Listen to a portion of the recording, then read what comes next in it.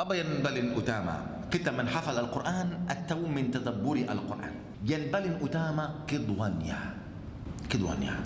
Engkau sebagai orang menuntut ilmu tidak boleh engkau mengabaikan hafal Al-Quran. Dan juga engkau hafal Al-Quran untuk apa? Untuk hanya menghafal Al-Quran saja? Atau orang untuk mentadabburi min hayati Al-Quran? Engkau hafal berapa ayat sehari? Mungkin 10 ayat. Sekemampuan engkau bisa mentadabburi dalam setiap hari 1 ayat saja. Cukup 1 ayat. Karena mentadabburi ini bukan sesuatu mudah. Supaya engkau mentadabburi Al-Quran harus faham maknanya. Ketika faham maknanya, engkau banyak fikir di dalam makna ini. Engkau akan baca banyak buku tafsir. Bisa.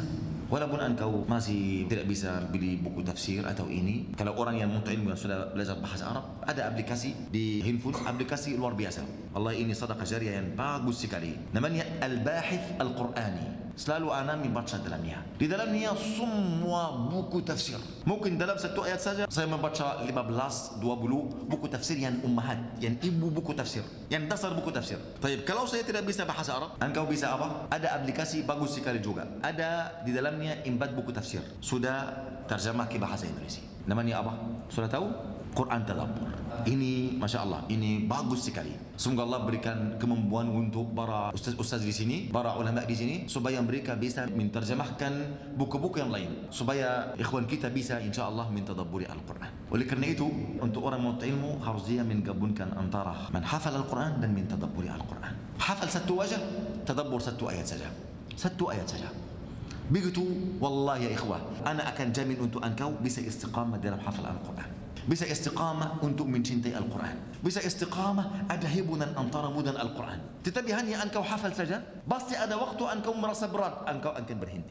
Karena tidak ada bekal untuk menurun hatimu untuk senantiasa berada di dalam jalan hafal Al-Quran. Tenagamu sudah habis, engkau berhenti.